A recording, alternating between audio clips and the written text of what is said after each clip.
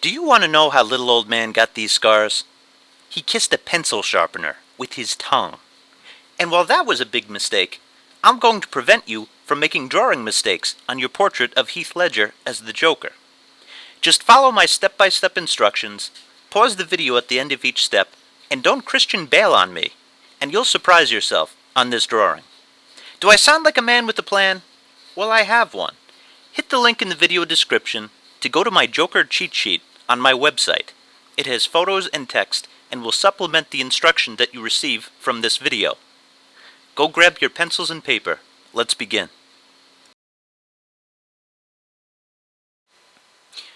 Step 1. Cut a piece of drawing paper to the measurements 11 inches by 6.5 inches. Step 2. Draw the 3 shapes that you see. Be as precise as you can with the middle shape. The other 2 shapes, which will be the hair, are not as important. Use the borders of the page as a guide to help you with this step. Step 3. Don't freak out. This is not as difficult as it looks. Focus on the general placement of these shapes. Use the line that cuts through as a guide. Do not drive yourself crazy with all of the details.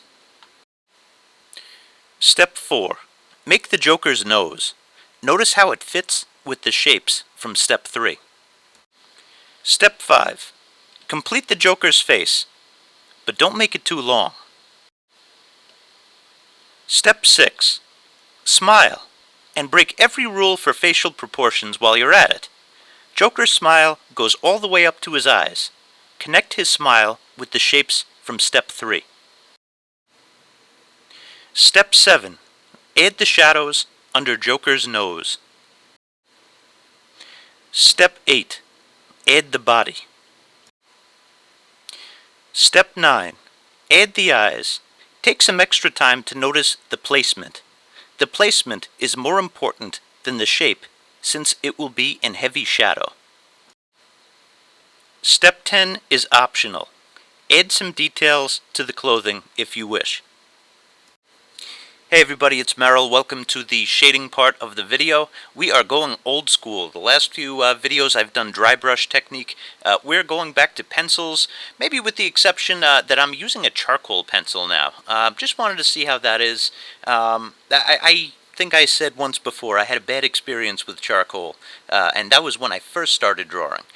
But I wanted to try this again because I know that charcoal blends or moves around a lot easier than graphite.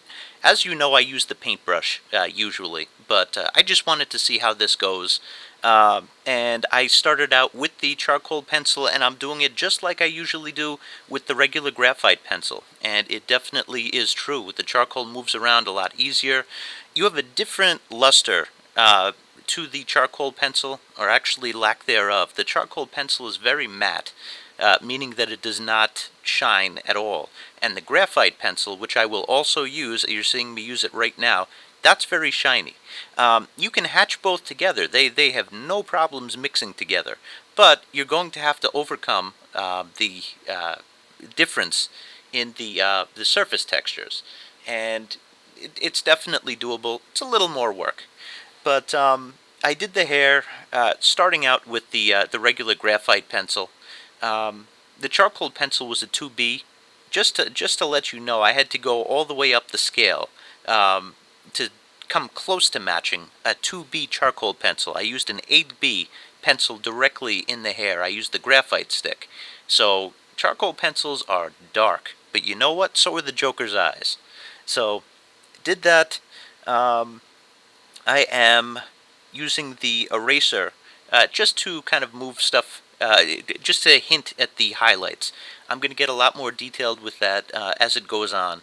I wanted to make this about his face, you know, so you're going to see what I do with the background. The background's going to get very dark.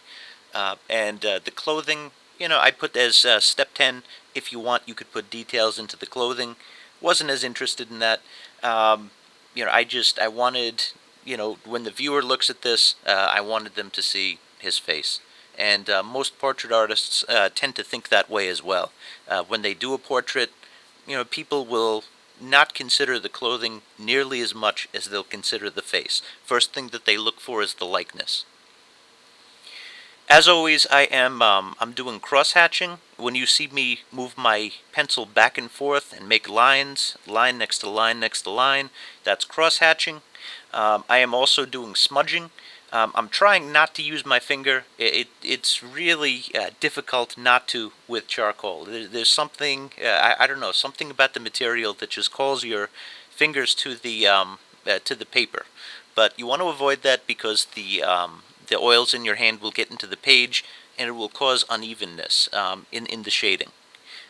It'll seep into the paper just like you leave potato chips on a napkin. The oil will seep in. It's the same thing. I'm using the brush quite a bit now, and I'm moving around the cross hatching. I have a paper towel, and that helped me a lot with the charcoal. All you have to do is put the paper on the page and just move around the charcoal. There's a art supply called chamois cloth that you can use. I don't really use that as of yet, although I've been very experimental lately, so who knows, maybe I'll go back to my notes from college way back when, and I'll look up some of the other stuff that I've used and experiment a bit. The shadow on your right side and on the left-hand side of his face, I am making that dark. That will get very tricky. That you'll need to be very accurate with your cross-hatching. If you get sloppy, it'll get, you'll overlap with the hair, you'll overlap with the nose, but you want to darken that. You want there to be a difference in the darkness between the left side of his face and the right side of his face. Once you reach this point of a drawing, it is about finishing. You want to look at your drawing from a distance as much as possible, and you just take a little bit away, you add a little bit with the pencil, and you just keep stepping back, looking at it from a distance. Up close to me doesn't matter as much. I was trained as a painter, and perhaps by somebody who loved Impressionism, because he's like, it doesn't matter what what your drawing looks like up close. People always view a work of art from a distance. And, extreme close-up, just wanted to scare you a little bit. Consider that point. Well, that's about it with this drawing. If this went too fast for you, I have an extended shading tutorial. All you need to do is hit the link at the beginning of this section. Hope you learned something. I hope you enjoyed the video. Thanks for watching.